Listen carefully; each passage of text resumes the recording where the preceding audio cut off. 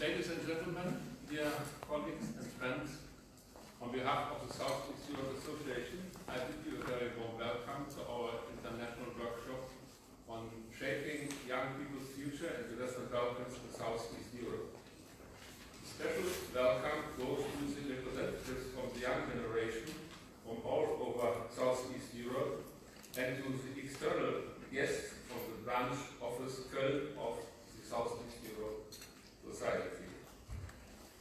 I would like to remind you that today's opening is an open event. Tomorrow follows the workshop in a closed format. Allow me to start by thanking some people that have contributed very much to the preparation of our workshop. We express our gratitude to the members of the SOG board, Dr. and Tobias Flessenkemper, and to SOG Deputy Director Dr. They all have contributed in shaping an interesting program and convening excellent experts on our topic. Many thanks go also to our project assistants, Mrs. Ivana Jakovic-Vukčević and Mrs. Iva Rajovic, to the Presidium Foundation, represented by Mrs. Lene Schwertfeger, for their hospitality in this beautiful conference location, to the team of the Friedrich Ebert Foundation, represented by Felix Henkel, and two authors of the recent Youth Study Southeast Europe research that has provided an invaluable foundation and guideline in designing this event. And finally, to all of you who have joined us here in Cologne. Let me now say a few words about the Southeast Europe Association, which has its headquarters in Munich, and of which I have been president for the past 19 years. The association was founded in 1952 and is one of the largest academic and networking organizations in Germany. We have around 700 members, most of whom have an academic background. We deal with 16 countries in Southeast Europe by organizing international conferences, symposiums and workshops, and offering seminars, lectures, and study trips. We have 20 branches in German university towns with their own local programs. Our networking services focus on contacts between civil society organizations and stakeholders, with policymakers, particularly in conflict situations. We also do a great deal to support students and young academics in the field of Southeast Europe. Our flagship in this area is the annual International University Week in Jusić. Our aim is to establish long-term networks between young academics from Germany and all 16 of our partner countries. The international renowned journal Südosteuropa-Gesellschaft is a highlight of our wide-ranging publishing activities. The Shaping the Future workshops have become a fixture in our schedule. At these events, selected representatives of civil society, politics, media, and think tanks discuss current developments in one of our partner countries under the strict regime of the Chatham House rules, and thus in a safe environment. Today, we open SOG's international workshop on young people's future in the Western Balkans and Southeast Europe with a panel discussion on youth perspectives in Southeast Europe. The panel will take stock of young people's situation in the region and discuss important aspects such as their political participation, the new and old challenges young people are facing, and their outlook on the situation in their countries.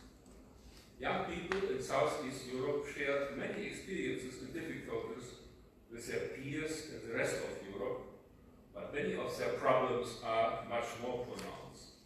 While job profiles have probably shifted never as quickly as today, many pupils and students from the region are especially dissatisfied with outdated curricula and mismatches between their education and the demands of future employers. Integration into the labor market is often difficult, resulting in high rates of youth unemployment or atypical working contracts that fail to offer a stable career path. Especially concerning is the considerable share of youngsters in the region who are neither education, training, nor employment, and who, thus often, only stand at the side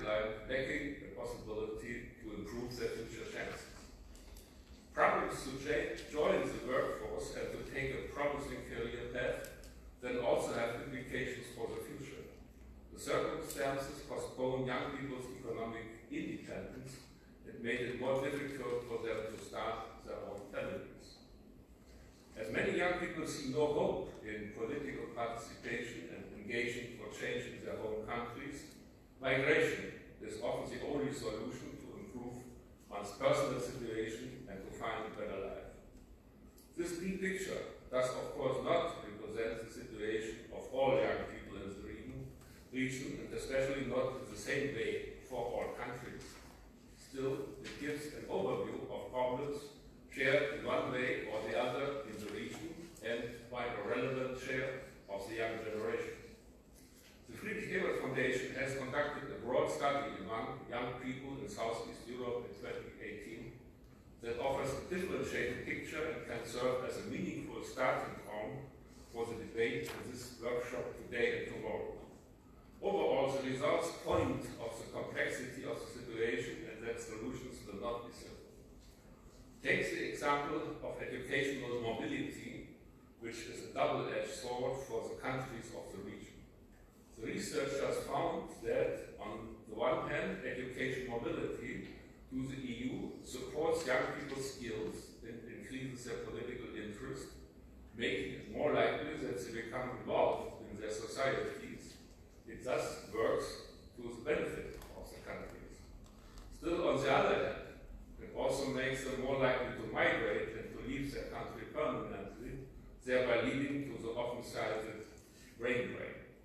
This example shows in a very interesting way that there is a threat of brain drain from increased mobility, but also a potential that governments of the region could reap when they only manage to find the right answers for young people's problems that motivate them to leave. One optimistic note to start our debate is thus the fact that politics can make a difference here, and that it is worthwhile to discuss creative ideas that will lead to an improved situation for all sides. Another optimistic note I take from the Ebert Foundation study is that most young people of the region see their own future and that of their countries as part of the EU. This positive attitude towards Europe should be a reminder that the EU governments need to keep their promises towards the region, and also we should take this positive outlook on Europe as an example for ourselves in times where Euroscepticism and pessimistic perspective on the European project are far too dominant in our debates. Once again, a cordial welcome to all participants, especially to those from our partner countries in Southeast Europe. I'm now looking forward to 6 panels with interesting and relevant debates today and tomorrow, and gives the word to our panel chair, Tobias, Flessenkemper, to open the discussion. Thank you very much.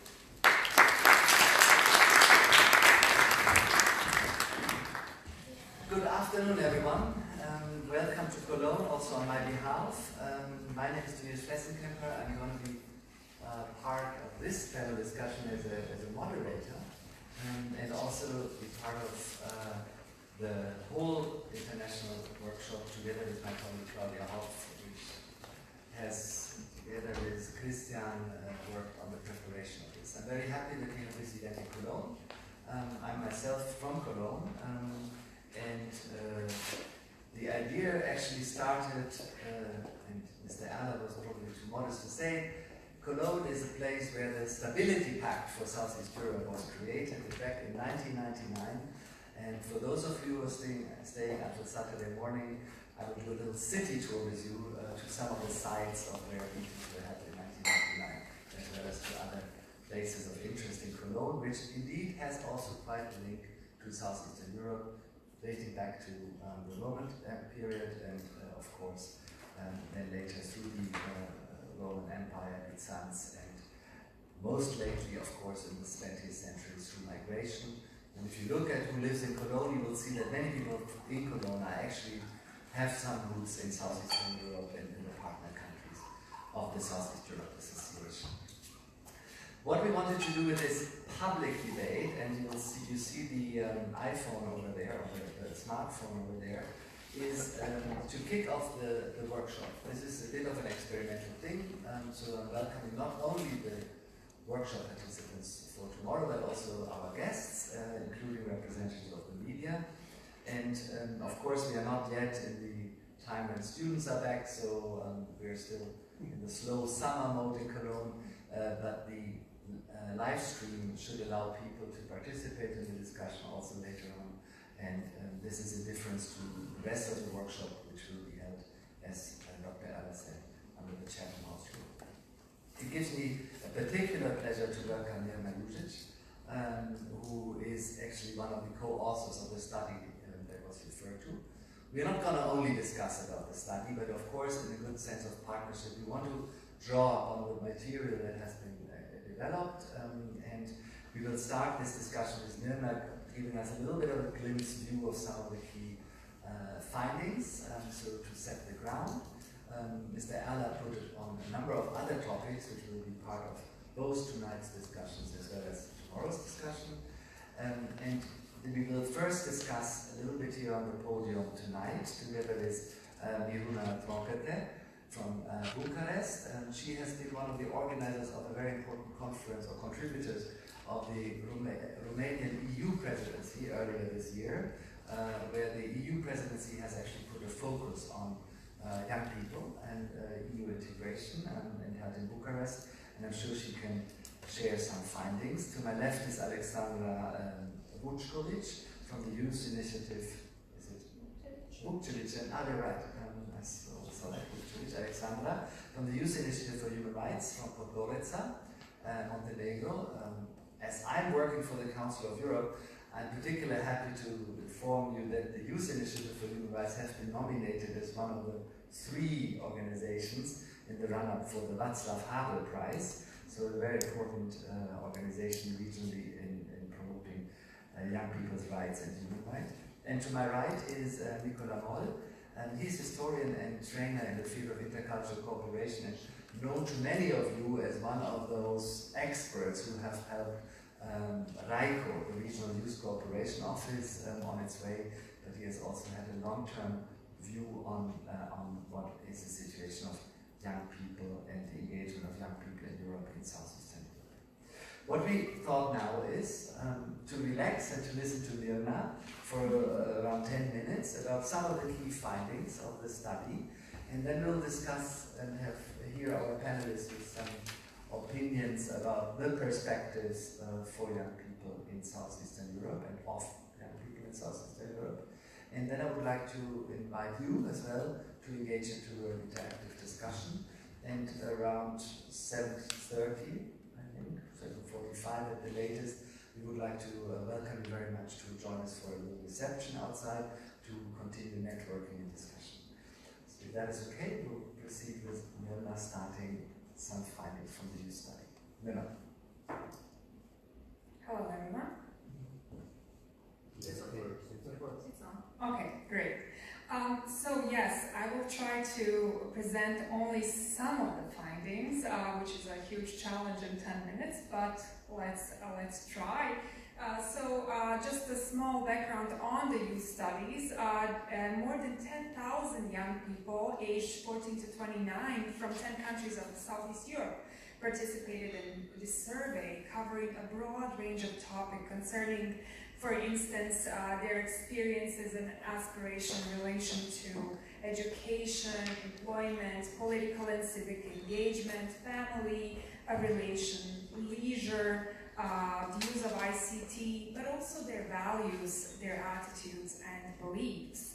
So I will begin with education and start off with one of the, let's say, most important findings, and that is that the survey tells us that inequality in terms of access to education, which is, as we know, one of the main mechanisms, if not the main mechanism, of social reproduction and mobility, is in fact quite present. So inequality in terms of access to education is quite present in the region. So in a number of countries, youth with parents who have higher levels of education, educational attainment, are much more likely to enter secondary or tertiary education than those young people who do not. What we can also see is that young people whose parents have lower levels of educational attainment also have lower educational aspirations, for instance, and are more likely to leave school, so to drop out early, as are young people from underprivileged socioeconomic backgrounds. So in terms of educational quality, the picture is quite ambiguous.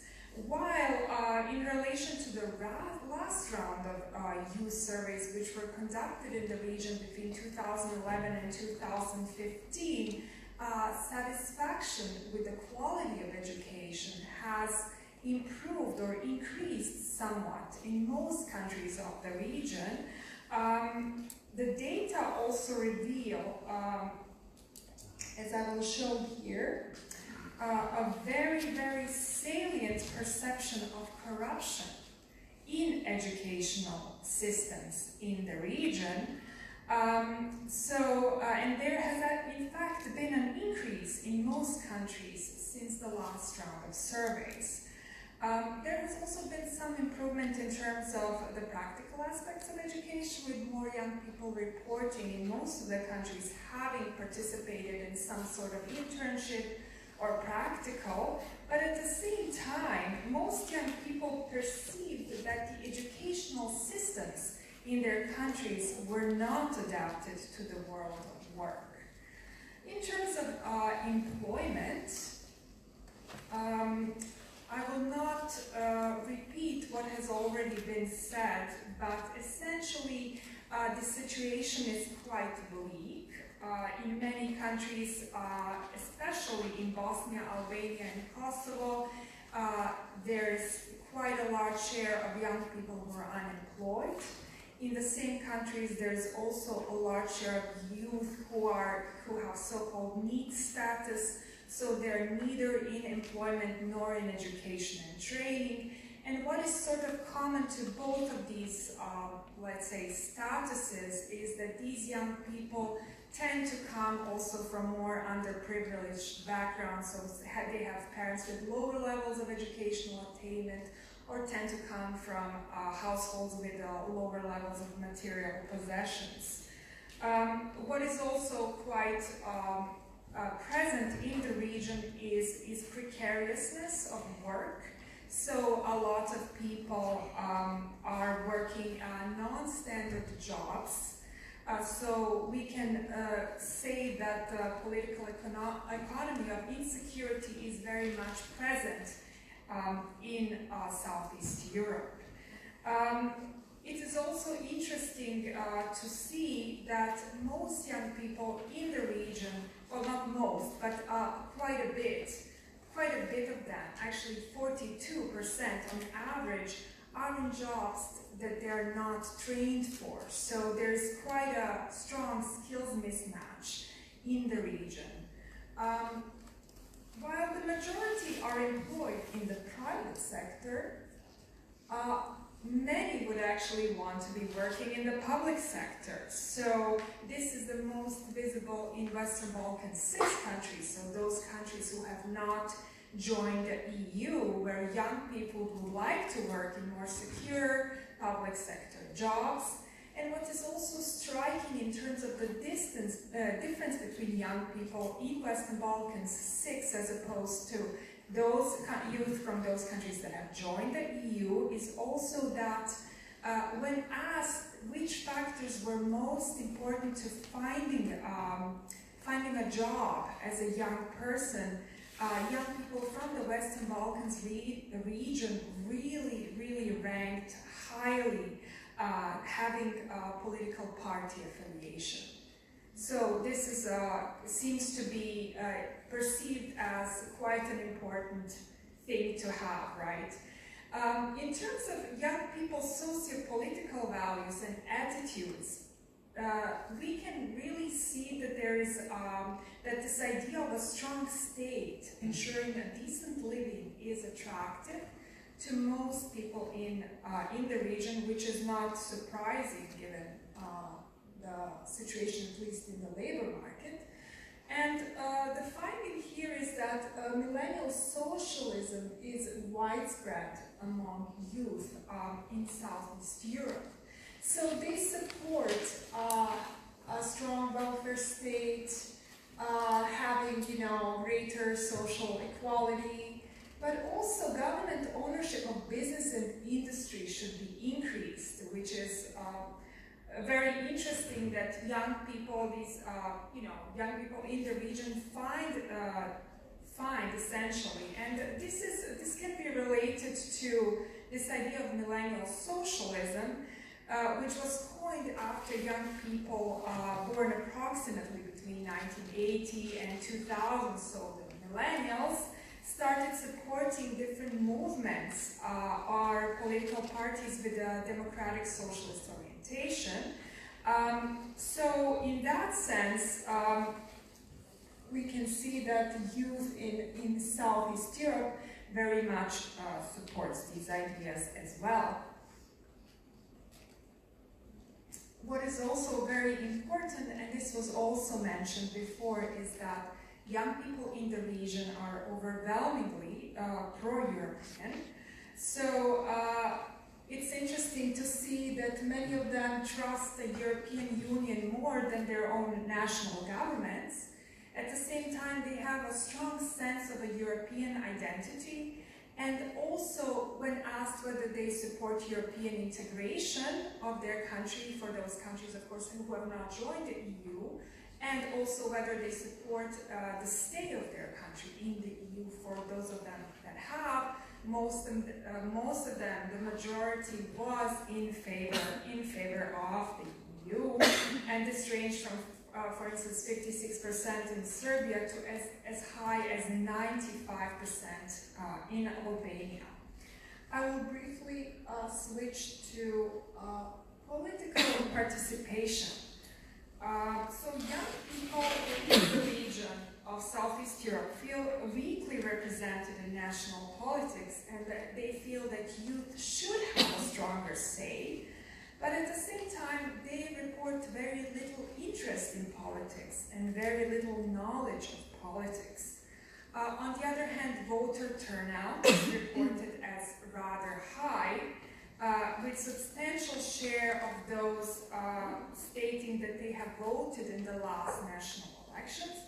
But at the same time, young people are less acquainted with other forms, sort of non-conventional forms of political and social engagement. However, if we were to take into account both those shares, the shares of those who state that they haven't, but they would like to participate in different forms of, let's say, other modes of engagement, such as boycotts or protests, etc., and those who say they have, you can potentially say that yes, there is quite a bit of potential for participation in these countries.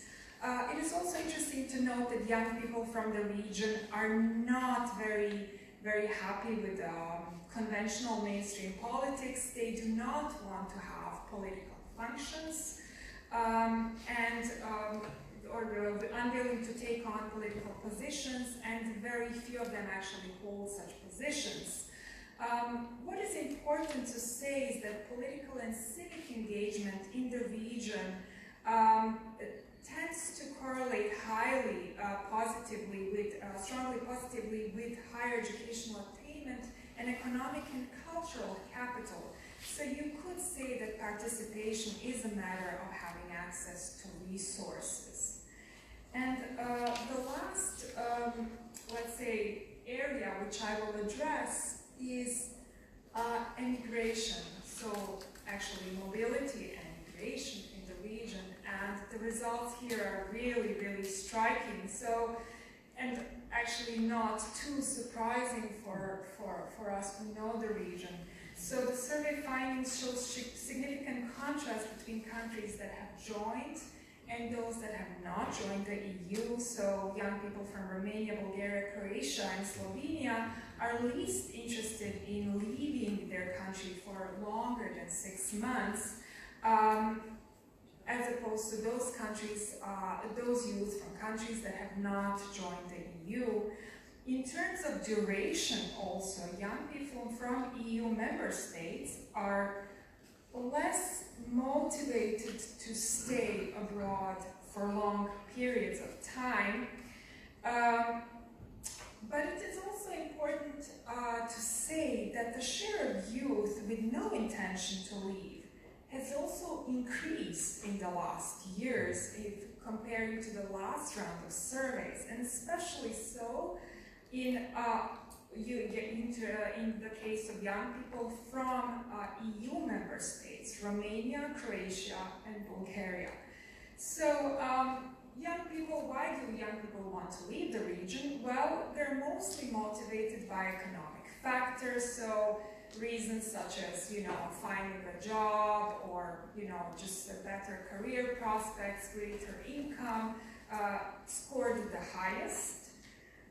They were the most frequently cited reasons for leaving, but it's also important to note that young people that perceived the situation in their home country to be very bad were also more likely to express the desire to migrate. And I will just finish with this very interesting finding which was already mentioned previously, and this is that essentially young people from the region have little experience with living abroad and with educational mobility especially. But for those of them that do have this experience, statistical analysis has shown that they're substantially more interested in politics. They reported substantially greater knowledge of politics.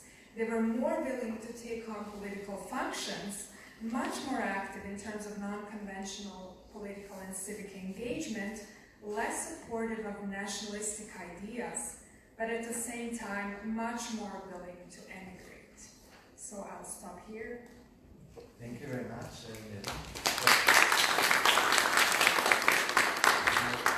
This is obviously only a snapshot from what is in the full study, which is available on the website of the Friedrich Ebert Foundation.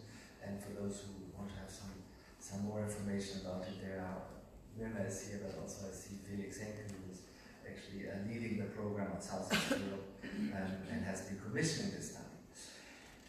Nicola, let me turn to you. It says historian here on the program. So when listening to the findings of the study and the key elements, is this actually new?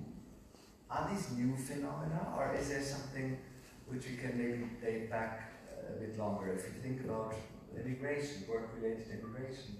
Now, I mentioned it in my introduction. This city, for instance, it has been aim and target of work-related immigration also 40 years ago from Southeast Europe. Is there something new in these findings? So good evening. As a historian, I will start with the Middle Ages. Of course, the question is something new, was also one of my questions when I first heard the results in Bosnia-Herzegovina a few months ago. Actually, I have three remarks which are linked also to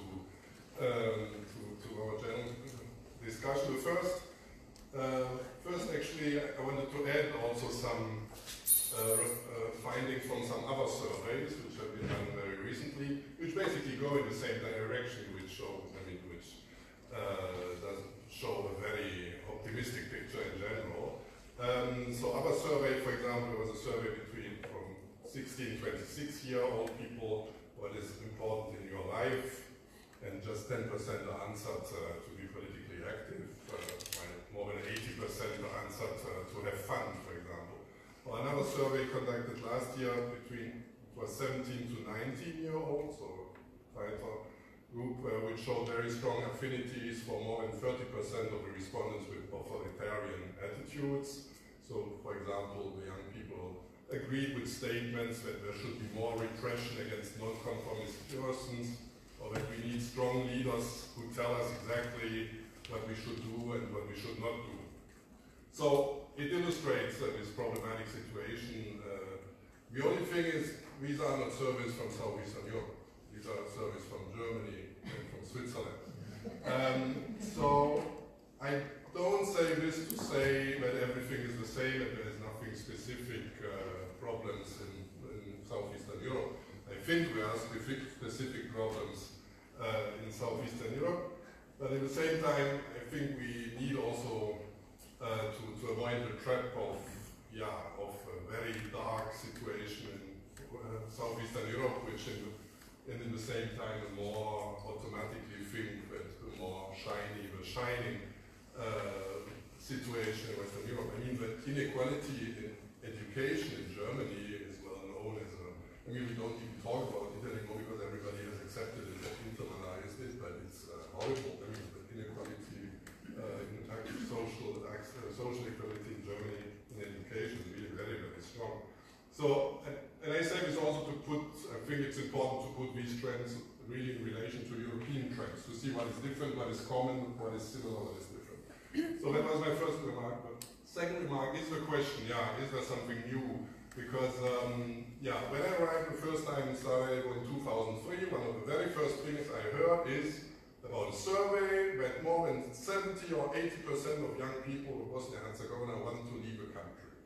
And since then I hear it every year, it's the same survey, it's more or less between 60 and 80%. So actually it's a progress, it's only 27%. But so every year I saw that. And at the same time, so I was asking myself, okay, what is new? But in the same time, what was for me interesting also, because of course, the big majority of this 80% who answered to this question they want to leave, did not leave.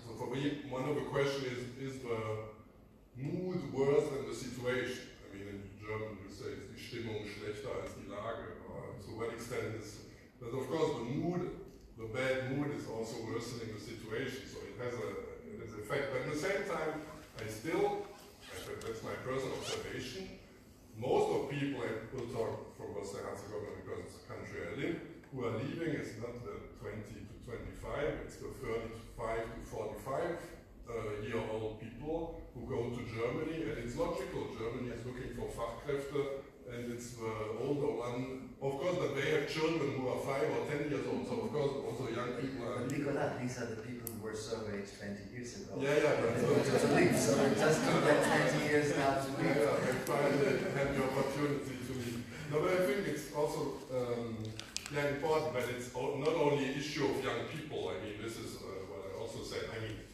it depends if you want to say young people until 55, I'm still in. But if we say until 29, I mean, it's also a challenge we see, especially for older, actually, for 35, 45 through. But one thing which has changed from my personal observation in Bosnia and Herzegovina, what I have the impression the last year is what has much strengthened is the social pressure to leave. So the situation to say you are stupid if you stay, you have to go. So from parents, from others, etc. So people have the impression if I'm not leaving, I'm stupid. And so this very judgmental attitude towards staying or leaving, actually there are also very judgmental attitudes when you leave, but I think that's also one of the issues we need to address, how to deal with that. And perhaps my last remark, if I may. I mean, I think survey statistics are very important, but at the same time, of course, there are also other things to take into consideration. So when I see about Bosnia and Herzegovina, of course, in general, I would say the situation is worrying, but I see also some interesting trends. And so, for example, these different civil society movements in 2008, after the death of Dennis in the tramway, where for weeks people were demonstrating in Sarajevo. In 2013, the Revolucija movement, tens of thousands of people, also mainly in Sarajevo. In 2014, then Tuzla, Sarajevo, Mostar, others, the plenums, and now in 2018, the Justice for David movement in Banja Luka. For me, these are all things which are interesting trends, because before there have been demonstrations, but they were mainly corporate demonstrations. So war veterans standing for their right. These are movements, really civil society movements, which are going trends. And these are trends which I find interesting and positive in a general negative picture. So of course in these civil society movements there are not only young people. And of course, also none of these movements led to a substantial change, and even it led to even more disappointment by many who participated, because they participated with high hopes, and so when it didn't lead to substantial change, and now they're even more disappointed than before. So these are also so, but nevertheless, these mobilizations, in my opinion, show that there is still a potential, or again a potential, or there is a potential for people to do something. And once again, here also not only young people, but also not so young people. So these three remarks, perhaps only just to say, once again, it's not to say everything is great in Southeastern Europe, of course not. The situation is worrying, the trends are worrying, but I think it's important, yeah, to broaden the picture, to add our perspectives, to have a Thank you, Nicola. Let me turn to Miruna, because you're coming actually from the largest country of the region, Romania, and in a way also the front-runner country, because you have joined the European Union, but you have also undergone... Front-runner in immigration. That's where I wanted to lead to, and also, you know, some of those things that we observe here sort of have already happened, maybe. And also, from a Romanian perspective, is there something new in sort of social mobilization? What Nicola mentioned, because we have seen some events in Romania recently. How would you see that? Are we having in Romania a laboratory of the future where maybe some more Western Balkan countries are going to head into? This is a very tricky question. Good evening, everybody. But because everybody mentions, and the study also mentioned these two groups in a way, Croatia, Bulgaria, and Romania, and actually in the results you could see sort of some differences being perceived as some models, but we also know that it was used, especially by the Commission. Romania and Bulgaria were also used, you know, as negative examples of, okay, you didn't finish fight against corruption, and you're not giving actually a good example, and some countries became enlargement negative because of that, and taking the slow pace of reforms in Romania and Bulgaria, less member states are willing to get the Western Balkans on board. Of course, that was also a politicized topic. Nevertheless, in terms of the new social movements that took place both in Bulgaria and Romania, we could say, but more visible in Romania on the topic of justice, I would say that we have now a new political actor, which starts to be seen a little bit also in the Western Balkans, but less organized, and that is the political power of the diaspora.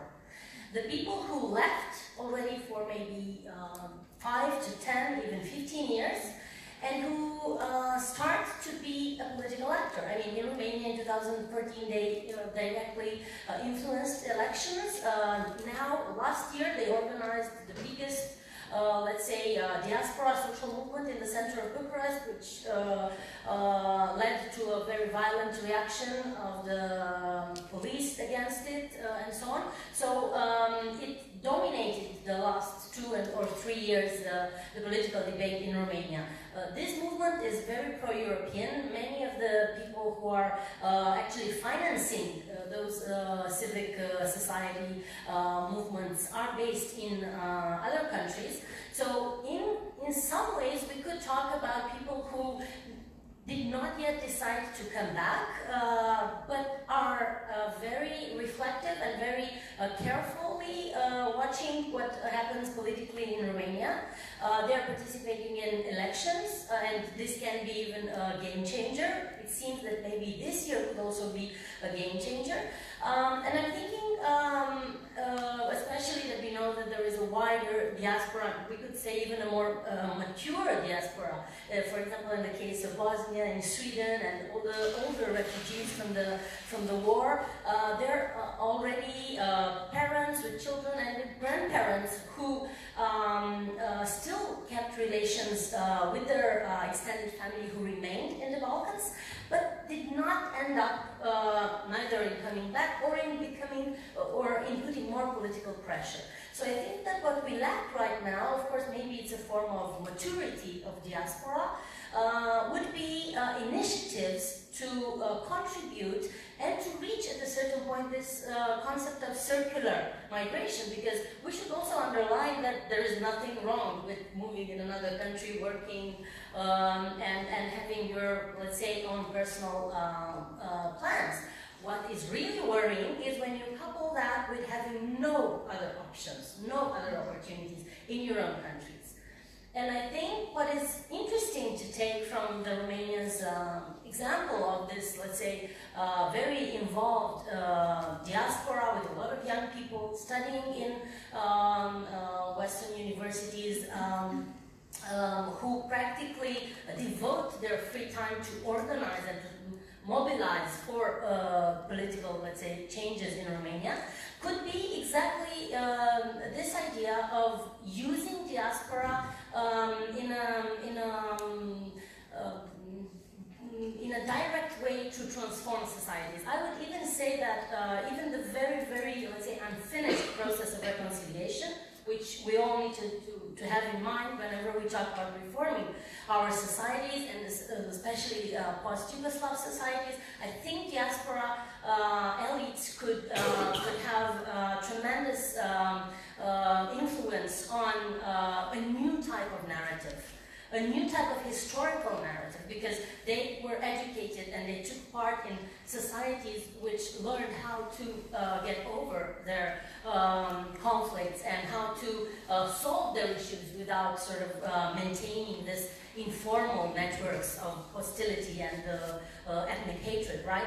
So these types of projects is something I don't see, first of all. Second of all, even those incumbent social movements and protests that happen, especially more visible in Kosovo and Bosnia, also the countries which have the worst economic situation, they were also, in many cases, small laboratories, small experiments. They were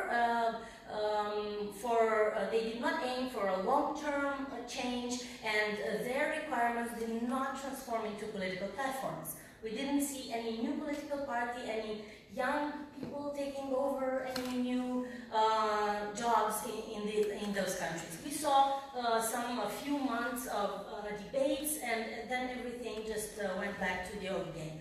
And I think this is something that needs to change. Right. New political parties, I think we can come up with this, because there may be some contradiction. We could maybe see some new political movements in some countries.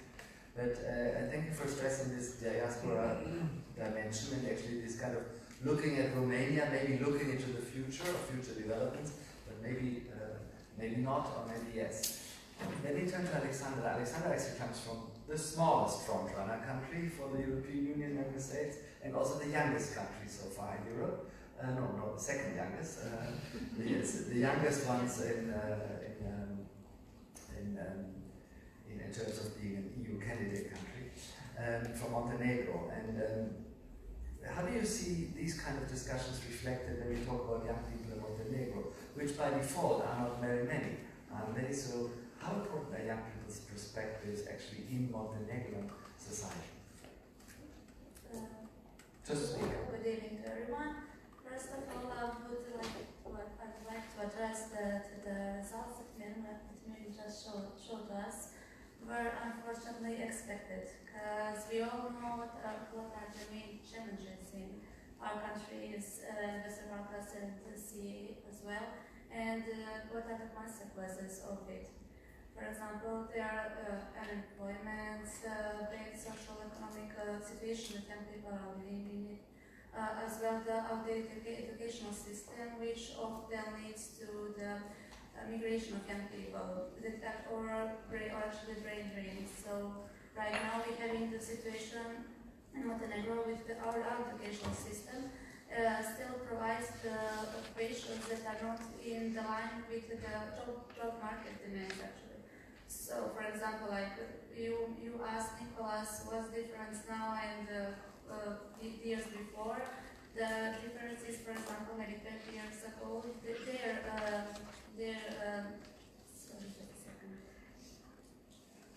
their needs, their educational system are corresponding to the jobs market back then. But right now we're having the same educational system, the old one, but completely different the job market needs. So this is one of the reasons why most young people actually leave the country and try to find a job in the Europe or the United States of America. I'm just speaking from Montenegro citizens. So that, for example, people are to receive those opportunities as work and travel, to go to the United States of America, they find a job there and they're staying in the country for 4 or 5 years, but also the countries around. That also brings the situation that you just mentioned, you just mentioned about the strong diaspora that we have in the countries that actually they actually come in our countries maybe 10-15 years after and finance some projects, or actually they're investing in their country they left. Also, so you also pointed out the civic and political engagement. So we know that young people actually not that much interested in political engagement. The main reasons is because the politicians aren't actually tackling the youth problems. And we, for example, in Montenegro, we have a situation that a lot of young people involved in the political parties only when it comes about elections or political campaigns, because that's a time where the political parties have stories that look promising for young people, but very soon after the elections have been ended, the young people are leaving them. So the thing is that everybody is saying that young people are the future of the country, yeah, but the country needs to deal with us right now, so we cannot wait those times. This kind of question of if young people are interested in engaging politically or not, I think this is a mixed picture if you look at the region. And you heard from Miruna, etc. Here in Germany, we often say it's actually the other way around. That because politicians are relatively old, they're actually annoyed by young people. That young people are actually quite interested in politics, but the politicians are not interested in dealing with the political propositions that young people have, like, for instance, issues related to environmental protection, fighting with inequality, and tackling the challenges of the digitalization process. So maybe there's this mismatch of what people actually want to discuss about. If you look at Romania, young people want to discuss about corruption, but it seems that the political elite is not very interested to discuss about corruption. So, is there findings that would support this kind of hypothesis I just made in your data set? Or are we still in this kind of expected correlation that young people's interests are not taken into account? That's why they turn away from politics. Well, that is essentially what our findings did show, that they perceive that their voice is not being heard, and that might be one of the reasons why they're less engaged.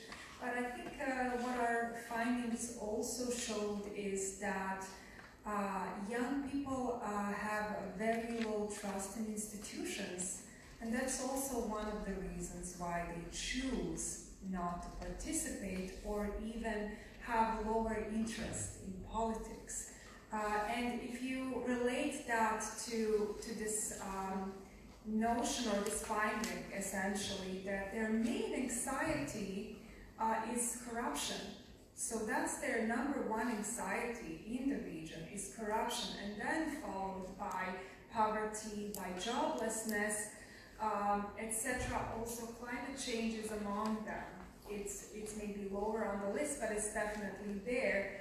You could say that young people are just disillusioned with this political apparatus as such, by the institutions as such, and so really for them to engage, of course, one precondition is greater also political literacy, better education, because education is also conducive to participation, but essentially also stronger institutions, more effective institutions.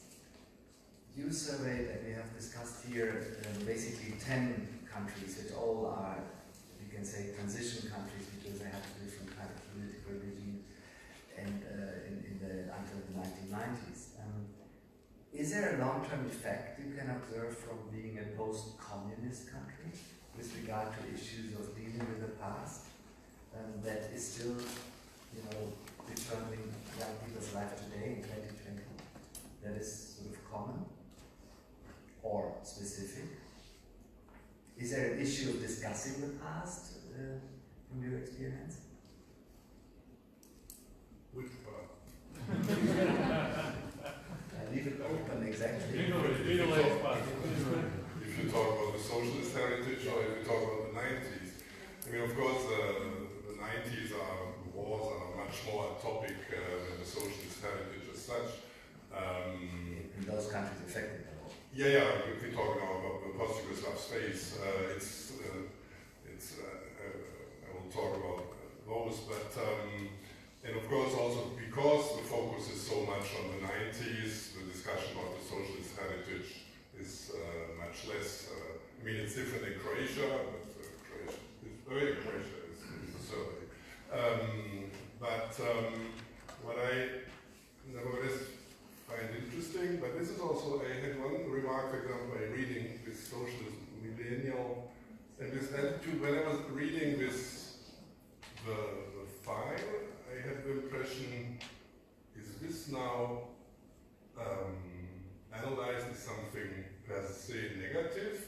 I mean, I had the impression that our neoliberal conceptions are already so strong that apparently the welfare state is seen per se as negative. So I had the impression that it's seen as a problem that young people with less inequalities between rich and young. I mean, if we are now in the interpretation that then we have also not only, I think the problem is not all how we deal with our socialist heritage, but how we deal with our neoliberal present reality. I mean, so that should be also part of the discussion. The other part is perhaps just also to link it to what Miruna said about the role of diaspora regarding reconciliation also in the post-Yugoslav space. I mean, I think the role of diaspora is really an important point what you said, but concerning reconciliation in the post-Yugoslav space, I would be very pessimistic about that. I mean, I think it's on the contrary. I think the diaspora is in general much more radical than those who are staying in the country. I give one concrete example from Prijedor, Kozarac, which is a little town where more than before the war mainly Bosniaks lived, and now 5,000 of them came back, but 20,000 are in the diaspora. But so in winter, 5,000 Bosniaks are in Kozarac, and in summer 25,000. Yeah, and actually, when speaking with those who are living in Kozarac, they say they are much more pragmatic also in approaching in daily relation with the Serbs, and because they say we have to live together, so we have to find pragmatic solutions also in reconciliation, etc. So they want that the crimes committed against them are recognized, that the crimes committed by the Serb authorities of Prijedor are recognized, yeah? But nevertheless, at the same time, they say we have to be pragmatic. While those who are in Sweden 10 months of the year and just coming 2 months, they say, how can you speak with that guy who did that, etc., etc. So my impression is that I think there can be a positive role in economic factor, but for promoting reconciliation, I would say this is probably not what we should expect from diaspora. I mean, there might be exceptions, but I think there might be more a problem than an encouraging factor. What I was asking, also beyond the post-Yugoslav space, is actually the question about dealing with the past with secret services, lustration, etc. One often has the impression that it's not still finished. And are these also looking at a country that hasn't had war itself? But Aleksandra, maybe you want to kick it off. So in the 90s, they have a lot of big consequences on the countries of Western Balkans. And that's why the Youth Initiative for Human Rights Officers and as well there is a right organization that are still trying to deal with all of that, that are still working on reconciliation among young people. So yeah, that's something that still needs to be that is still not done and still needs to be done. And as Nicholas mentioned, that the young people from diaspora, they have a different perspective. That's true, because I know a lot of them, a lot of young people who are living abroad, and I think in maybe speaking with them, I can notice much more hatred and prejudice than when I speak with the people from the Western Balkans countries, because they actually don't have opportunity to maybe to live here and to meet other people from countries, for example, Serb, Croatians, or Bosniak.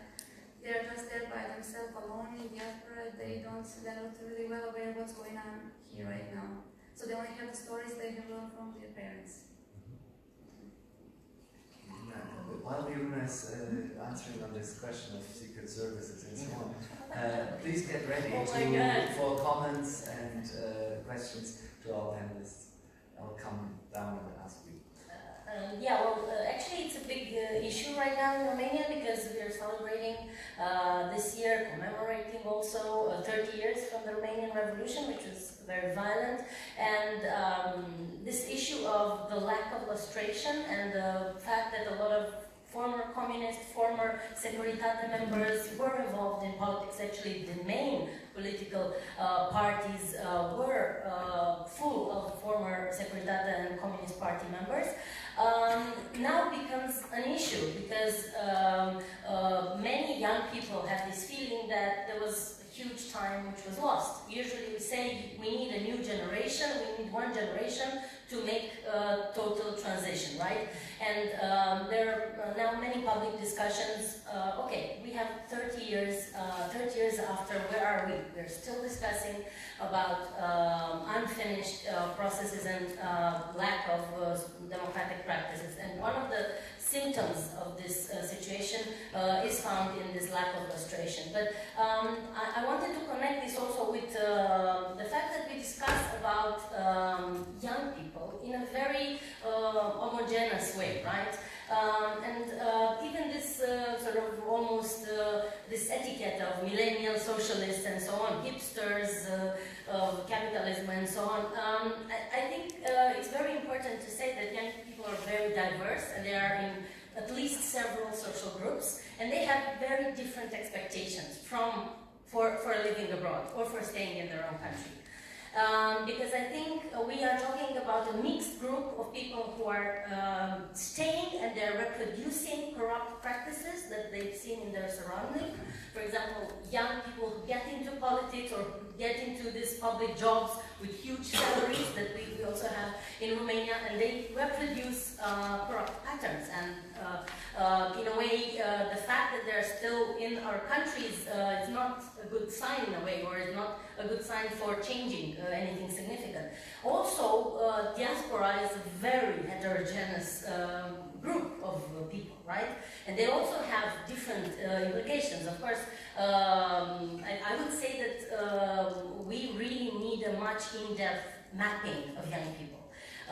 Because I think we are talking about young people in these groups based on very small surveys, very, in a way, not very nuanced type of surveys. For example, in the case of Romania, and I think this could also be the case in the Western Balkans, we have a significant rural youth.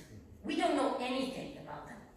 We never talk about them. We talk about them usually when something really bad happens or, connected to crime, and there is this rural shaming type of discourse that we often see, connected to poverty, to lack of education and criminality. And that's about it, right? In the case of Romania, we have 40% of people living in rural areas. And a lot of them are young people that are in this category, in the needs category. This category is totally unrepresented, both politically and socially. They don't have a voice. Nobody invites them anywhere, right? And one reason for that is that we don't know where they are. Some of them are beggars outside the country, some of them are beggars in our countries, but we don't see them, we don't know where they are. The government doesn't do it. Well, I'm sure there are a lot of civil society organizations who have the capacity to map young people. So one of the things that I would propose would be to have a very, very maybe region-wide methodology of correctly mapping the very heterogeneous groups of young people. And I would put a special stress on these young people, because I would be totally sure that the many millennial socialists would be just people who are enjoying their coffee in Starbucks and discussing about their new essay about Marx, but who have never been in a totally disadvantaged group, right? And that is where welfare state is needed. That is where social policies and political representation is needed. Thank you very much for bringing this up, the kind of diversity aspect, including, of course, ethnic minorities, Roma, sexual minorities, gender identity questions. They're often not seen in these surveys, and I think this is something which maybe also tomorrow can be subject of our discussion. Now, if there's no urgent need for our panelists, I'd like to open the floor for our guests here. And I'm having a practice, because the microphones are working very well, that I'm coming to you, so you don't need to move. And I would like to ask you to introduce yourself quickly, so that all the other people also know who they're talking to. And if you have a question, you're welcome, but also if you have a comment. Hello to everyone. My name is Wolfgang Erler from Cologne. My question is a bit in relation to the development to Poland. I see a Polish economy where good investments go from all over the world, and some experiments for free trade commercial areas of the Freihandelszone. And I see a very political, diverse discussion, which from my idea will go forward in a good way, because it's a strong and conflict-rich discussion, but it is a truthful discussion. So my question is for your representative for Romania and former Yugoslavia. What kind of investments from the old Western European economies exist in your countries, and are these experiments which are in Poland working in your countries? And what is the problem with these investments and experiments and the crime, this question or corruption? These were actually 3 questions at least, I counted. I'll collect another one if there is a wish to comment something. Oh, sorry. Felix. Yes. Sorry. Just looking here. Hello, my name is Felix. I am usually representative of the Ebert Stiftung in Sarajevo. Miruna, just regarding your point about the representativeness of the surveys, I just wanted to answer that those are representative samples, and also minorities are being controlled for. I'm sure that Mirna can talk to you about that much more. Just from a political standpoint, what we as a foundation were trying to do was exactly that. An implicit goal of those studies was to give underrepresented youth a voice, to study everyone in the society, every young person in the society, and so I just wanted to make that comment so it doesn't stand uncorrected here. I think those samples are representative. Okay. So that's very helpful to understand the results that were presented. My name is Nika Ivanović. I'm the co-author of the regional study and also member of the methodology team, so I can corroborate all what Felix just said, that the samples and methodology is highly representative, and you just in these brief presentations you have a glimpse of the wealth of data that are collected. But one of the good points of this endeavor, research endeavor, that all the databases are available to public from the previous round of research, so you can do comparative studies, and there's lots of things you can put in correlations and shed light to more details and more underrepresented young people. Also, lots of issues that are not even tackled in these discussions, for instance, discrimination, various grounds of discrimination, and so on and so on. So there'll be quite a lot of time in these couple of days we can discuss other issues. All right, thank you very much. Any other question at this moment? Thank you. Hello, my name is Aleksandra. I'm a student at the University of Bonn. A few months ago, I was an intern at the Friedrich Ebert Foundation in Kosovo, and during my time, the youth study was published. And a very astonishing thing was that the youth is not satisfied with all the things, but in general, they are satisfied with their life. I think it was over 60% that are satisfied with their daily life. And we were talking and we were discussing the factors why they are satisfied, even if there are so many things going wrong. And that's maybe a question that I can give to the panel. That is a very clever question. Hi to everyone, my name is Tara Pekos and I'm from Belgrade, from the organization Troncotă. I just have one more question regarding the study on the youth, and that is, I'm very curious to hear if you had any more details about how the youth is perception of the youth on democracy. Because we can hear a lot that they're supporting democracy as a type of rule, but what is their understanding of democracy? That is one of the issues that we're trying to figure out, and I would be very much curious to hear from you.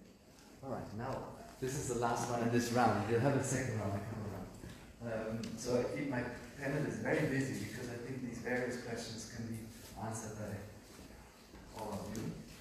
Hello, my name is Friedrich. I'm from Skopje. That inspired me with her question about perceptions. In my opinion, most of the problems we've talked about in the first panel are related to corruption. So can you share if you have any insight on youth perception on corruption? We can maybe talk about it more tomorrow. It's on the agenda tomorrow, but that was just a question also. Okay, so there was this issue of democracy, corruption, what is the perspective of on corruption? There was a question on Poland as a laboratory of, market reforms, investments, free trade, and what are the effects for the political culture. Do we have some experiences already from the Western Balkans and Romania?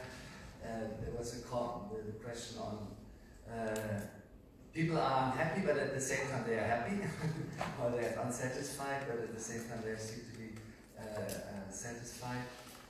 So there's a huge mix, and there's of course two remarks that were made on the methodology, on the currents of this particular study. And maybe we start with this one to get it out of the way, because you also research.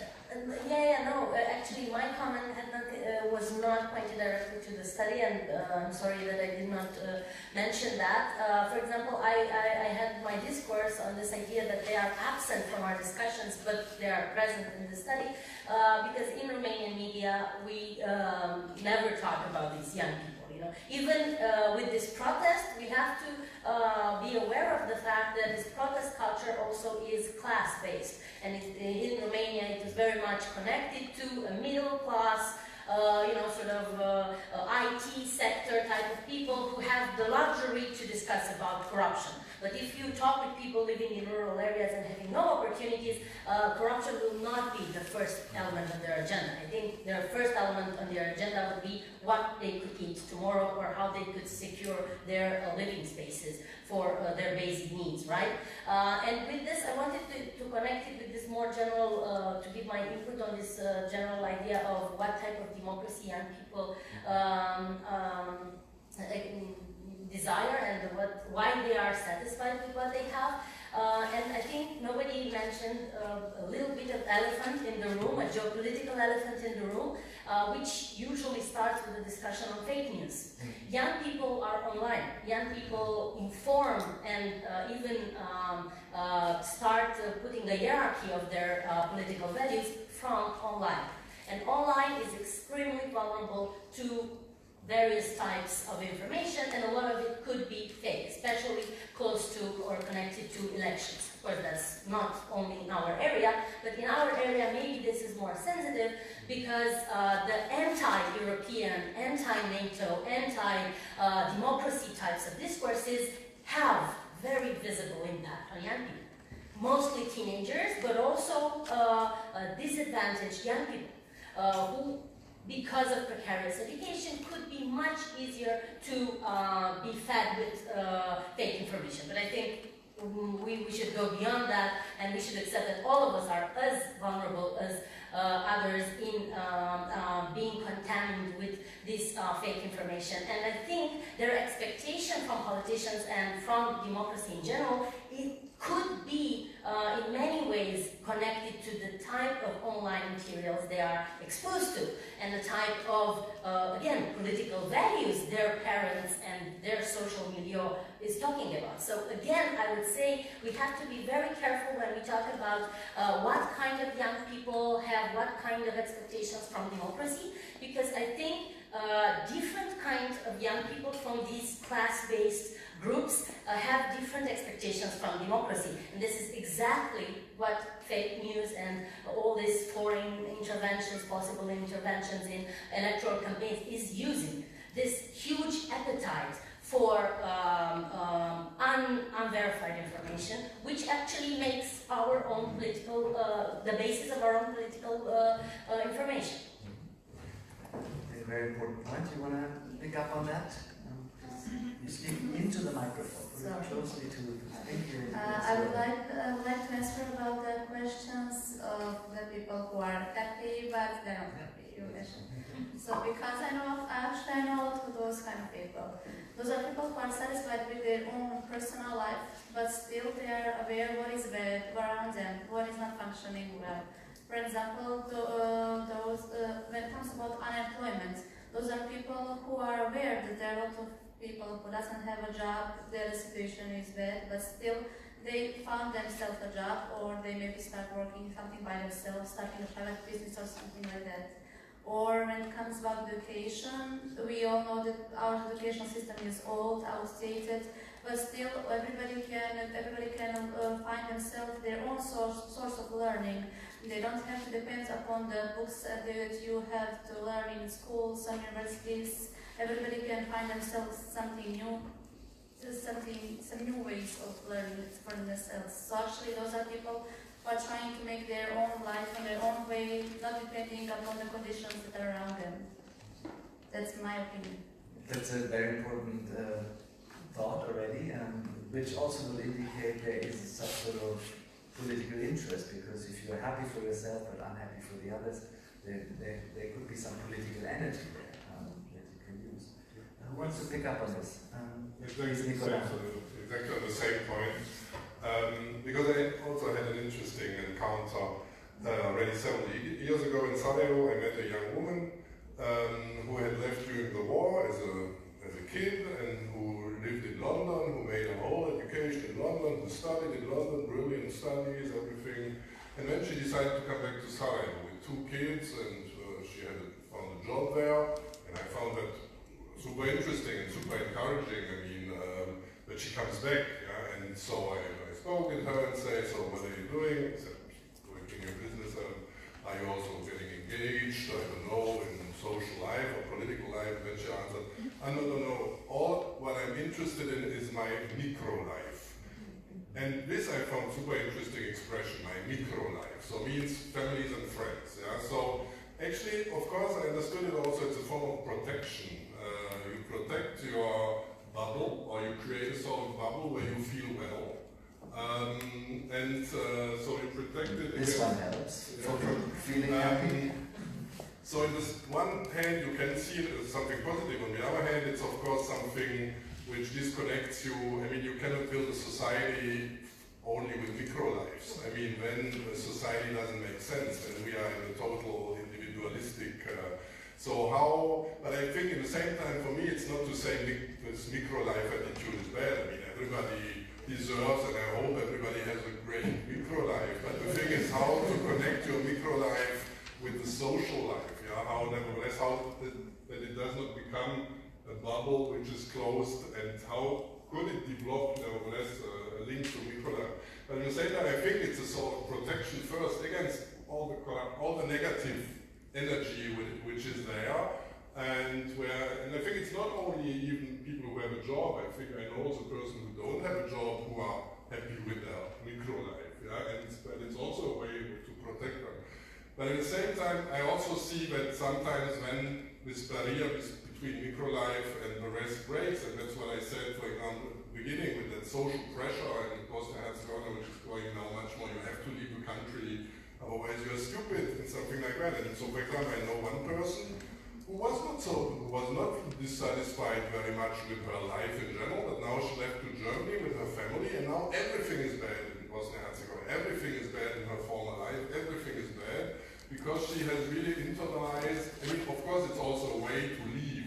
It's easier to leave when you say everything is bad, so I have to leave, yeah. But at the same time, yeah, there it is something this, if the pressure influence is very strong with microlife, then it collapses. So that would say, again, it's also some sort of protection where you can make a difference, yeah, between you feel well with friends and family, but you are aware that the general situation is not a good one. For microlife to macro problems, I'd like to also maybe is in the survey something also about economic model. It's the first question we had. The impact of economic integration on young people's lives, free trade zones. I guess it also relates to young people in organized labor, trade unions, etc., fighting for social rights and economic rights. Is there something in your survey that could help our colleague who asked the first question? Well, I mean, we didn't go into these aspects directly, except for looking at, as previously stated, how young people, what kind of, let's say, means of whether, for instance, young people want the state to have greater control over means of production, and questions like that.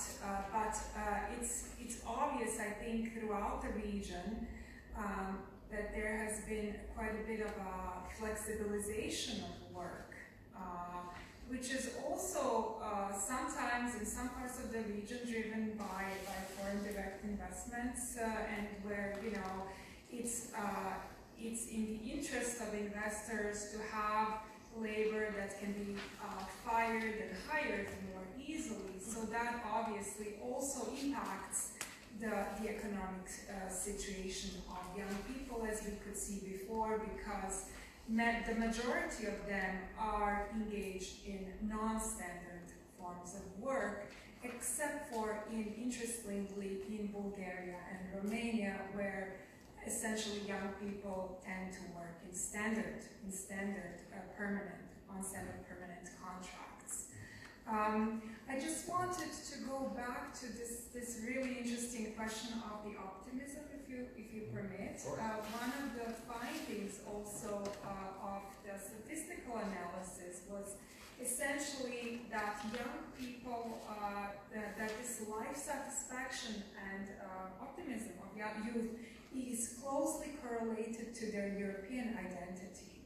And this perception of, very nice sort of socioeconomic conditions in the EU. So in essence, the EU is also some sort of a beacon of hope, let's say, for people, young people in the region, especially those who have not joined the country.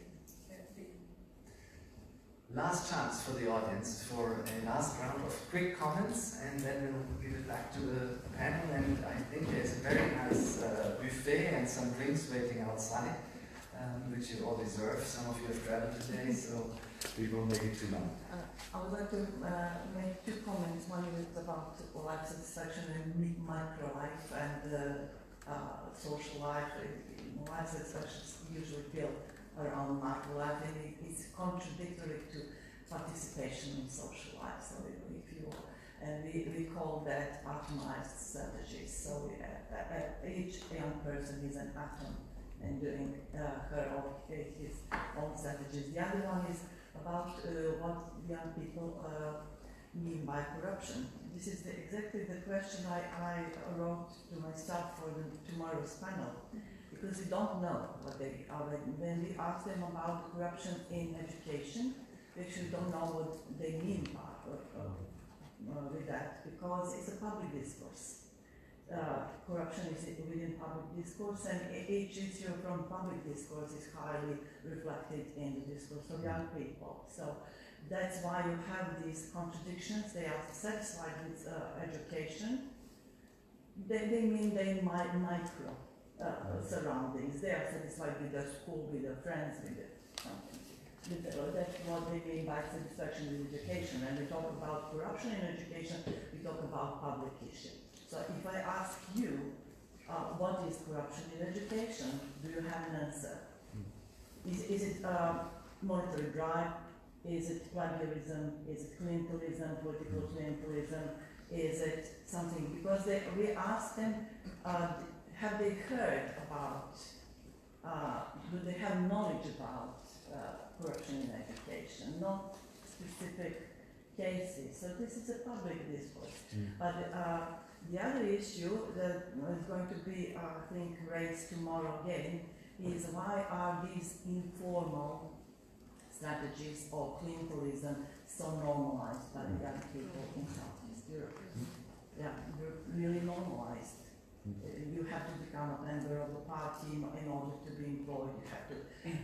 It's normal to ask someone to help you to enroll your parents ask someone to enroll you in a particular school and so on. So on. That's all corruption, not just bribery. All right. There's one more here. I keep the microphone because then usually people concentrate more on this. My name is Aleksandra. I'm also one of the authors of the study in Romania. I have a short semi-technical point that I wanted to make about the representativity of the sample. In EU member countries, you don't get people who are temporary migrants. And that might be one of the reasons why you see there's a big difference in terms of intentions to migrate between EU member countries and non-EU member countries. Because at the moment of asking the questions, the people who are temporary migrants would have been away. And the other question, the other comment I wanted to make is that we tend to talk about political participation by strictly formal standards. And I'd like to challenge you to think about political participation more in terms of how you express yourself about politics. So the bits you put up on the PowerPoint about boycotting, political protests, things like that, those are very much political participation from my perspective, although they're very different in size effect, but also in terms of how they're reflected from classical political participation. Thank you. Okay, thank you. Yes. Oh, 2, 3 more. This is now, you have to be short. Eric from the Regional Youth Preparation Office in Montenegro, and based on what colleague has commented about participation. So the participation in the region in general, not only youth, is very low. And it's very important because through participation we are building our democracy. We are still in the process of building our institutions. Regarding political participation and civic and non-formal participation, there are some differences in this research which are telling us something. If you ask young people whether they are voting, they say that they are voting. If you ask young people whether they are members of the political parties, usually they are members in the political parties in high rate, much more in high rate than in the European Union. If you ask them whether they feel and see that they can change something through their membership in the political party, they say no. And I think that is the crucial question when we talk about nepotism, clientelism, corruption, and everything. On other ways, when we're talking about boycotting, signing petitions, public debates, they are not participating because they do not simply feel and believe that they can change something. So the question is why they are going out and voting, and why they are members of political parties if they do not believe that they can change something through the political parties. All right. I saw here 3, but this is now, I count for 3. Hi, my name is Anita, German Eastern Business Association in Berlin. My question is connected to questions which have already been raised, how democracy has been seen. Obviously, the majority of young people see the European Union as a, let's say, a habit for socio-economic prosperity. As far as I remember, the European Union was not necessarily set up only because of socioeconomic standards, but because of democracy and true democracy and the avoidance of wars. So for me the question, or one of the major questions, is how has democracy been seen, specifically taking into account what has just been said by the colleague before me.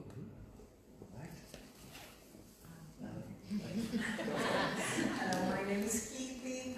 I represent a Greek NGO. I come from Athens, and I would be very much interested in knowing if there is any reference to gender issues in terms of this the presentation of the statistics outcomes, as well as all this discussion about the different concepts in the youth in these countries. And of course, do we consider youth as a homogeneous group with no differences?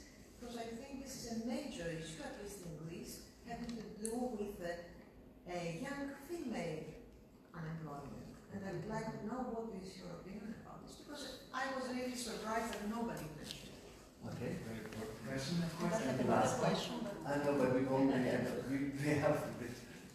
Okay, Claudia will ask a question. Now, I don't expect you to answer all of these questions at once. It actually should, those of you who are guests and won't be there tomorrow, make me very curious to read the report, which will be published by Gregor Meyer, and which you can read then on the website of the Southeast Europe Association later. Maybe you find some of the answers. But now I would like to make a quick final round here on the podium, maybe starting in reverse order. Starting with Aleksandra. There were a couple of questions relating to the participation cluster, related to the gender question. Maybe you want to react to one of those. The question that was interesting to me was the one about the political participation of young people. So yeah, we have a situation that a lot of young people are members of the political parties, and they are voting, but still they don't believe they can change anything else. So Mr. Edin asked, why is it that,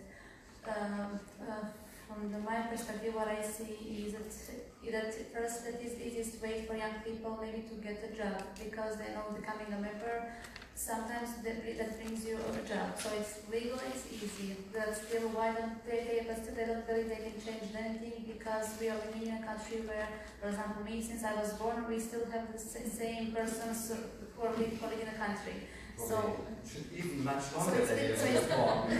So it's a little bit hard for all of us to start believing that we can actually do something. Maybe that's something. All right, there's something important. Miruna. I wanted to tackle a little bit this issue of EU, which maybe was not enough mentioned. I think young people are clearly pro-European, and they, on the other hand, they expect a lot from EU membership. And I think also what we could see in the results and in the statistics is that in Croatia, the number of people who decided to leave the country raised after Croatia became a member. In the case of Romania and Bulgaria, the same, but they kept up the, let's say, the rhythm as before, but still we have huge numbers. Romania has the biggest number of people who leave the country inside Europe. So membership per se is not a solution to all problems of a society. The problem is that, again, we talk about political representation. Because of this very hybrid form of politics, with politicians who play, let's say, double-headed roles, at the same time being pro-European and at the same time having informal networks of corruption which are against European reforms and applying rule of law. Their main interest is to preserve the status quo and to make this clear separation in the mind of people. That is the you, we are here. And I think a fundamental change that we as civil society and elites and so on could do is never to talk about this separation of the Balkans of the European Union. The Western Balkans are part of Europe. And I think this separation in symbolic terms has a direct impact on people wanting to leave and on people having fake expectations from EU membership. I think that the case of Romania and Bulgaria and Croatia are wake-up calls, and should not, in a way, demotivate young people that change is not possible, but it should be a lesson about change being directly representative of our own involvement. EU membership cannot solve all the problems, and unhealthy expectations from the EU could actually damage democracy. There are still some leftovers, and I apologize to those who have asked those questions, but still, nevertheless, I also would like to, there was a question by Kitty on gender dimension. Yeah, I think for the gender question it was more concerning the survey, so I think you will answer also how much it's there in. Concerning, yeah, I mean, you just said they are, I mean, are the young people pro-European or are they pro-EU? Because it's true, as you said, I mean, we have so much internalized in Western Europe, but I think also in Southeastern Europe, a total identification between EU and Europe, it becomes absurd. I think you, Mirna, at one moment said one day when the countries will join Europe, or so I think I mean, it was perhaps a lapsus or not a lapsus, but I mean, yeah, it's exactly what you said. It's this impression that EU is Europe and Europe is EU, and it goes also then with a socio-economic definition of EU, because the main expected advantage is social-economic development, and then it's true that the political dimension of the European Union gets lost somewhere. And that joins again the question of also of political participation. I mean, I agree, of course, I mean, we should not reduce political participation by membership in a political party and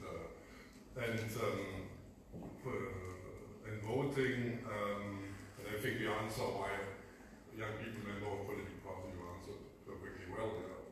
Yeah, said not to change society, but in the hope it brings personal benefit. But what I find also interesting is, of course, that actually you have this very strong anti-politica attitudes. So politics is bad, politicians are bad, among the majority of not only young people, but also actually it could be a factor of reconciliation, because really this is if you can people agree on within Bosnia and Herzegovina and the whole Western Balkans, it's that politica is bad. Politica is the corruptive thing. So it's actually, I mean, there have been some studies, for example, in Stolac, that actually Bosniaks and Croats, if they want to agree, I mean, it's to talk about politics in a negative way, but politicians are guilty for everything, is a factor of bringing together. So it can be an interesting point. But it's, of course, nevertheless, I mean, it's a challenge, but at the same time, I don't want to forget, because it's true, we have now more talk about those who are perhaps only using political parties as for a personal tool, or those who are not interested in politics, but even if they are less in the statistics, or even if they are less than 10%, or even only 5%, I mean, I really see so many committed persons in NGOs or informal networks who are trying to change something in their micro environment, not their micro life, but their, in their little town or in their neighborhood, yeah, in ecological initiatives or in NGOs, or bring people together. So I think there is nevertheless an energy, and I would never expect, even if we know that it never takes 80% of population to change a society. I mean, if we have 10% of active people, for me this is already great. And we have here people who are active, so I think this is a really also potential capital or positive in the Western Balkans, which is still there, which continues to be there, although I mean, one thing which I heard also to finish that, when some years ago, some person in Sarajevo told me today the situation is much worse than directly after the war. Materially, it seems better now. And then he said, yes, it's true, but after the war we still had the hope that it would be better, and now we lost the hope. And so, of course, this is again the mood, the ambiente question, but nevertheless, despite that, I still see partially the same persons 10, 15 years later who didn't lose hope, or even if they lost hope, they continue to work, and I see also new people coming up to work and to do things, to get engaged socio-politically. I don't even dare to say politically, because if I say you are because for me politically is a noble word, but knowing that politica is such a bad associated word, it's difficult even to use the word in a noble sense. All right. Mirna, it's up to you to sum up what we can do, sum up for today. Okay, I will just try to briefly respond to still some of the open questions in the audience, from the audience. Yes, the gender aspect was of course tackled. We were always looking at whether gender, we were doing correlations with gender, and there are obviously quite important aspects or areas where gender comes to the fore, especially for instance the case of labor market participation. In a number of countries it's rather very low. Women tend to be outside of the labor force for various reasons. And also one of the very important findings, for instance, in the realm that I didn't really talk about today, and this is family relations, is that younger mothers are especially at risk of being excluded from education and employment due to early child bearing, for instance. In terms of the issue of covering also with the survey design people who have already left, yes, that's quite a limitation. Of course, you cannot really do that easily, but from my personal understanding and also in relation to what you said about Romania is that there is some sort of brain circulation going on there, and that's people are essentially, some young people, they've seen and they've experienced you, they're coming or being part of new other countries, and they are coming back. So maybe that there is some hope there for other countries in the region.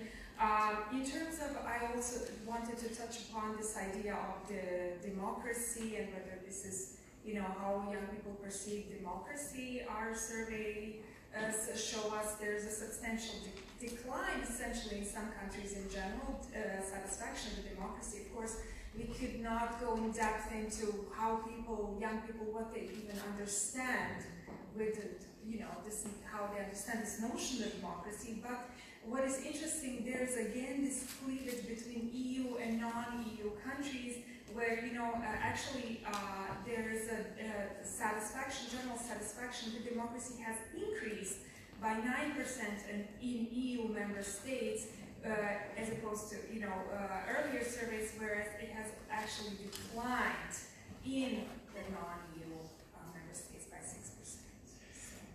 Thank you very much. This is the opening discussion on perspectives of young people in Southeast Europe, opening the international workshop Young People's Future in the Western Balkans and Southeast Europe in the series Shaping the Future. You can watch the live stream later on. It will be published on the website of the Southeast Europe Association, where you will also find the report of the whole seminar for those who will not be part of the workshop. It's now my pleasure to invite you on behalf of the Southeast Europe Association for a small reception, which is outside, and I wish you fruitful further discussions, and for those of you who came to visit us here, thank you very much. And Mirna, Aleksandra, Miruna, Nicola, the applause is your applause.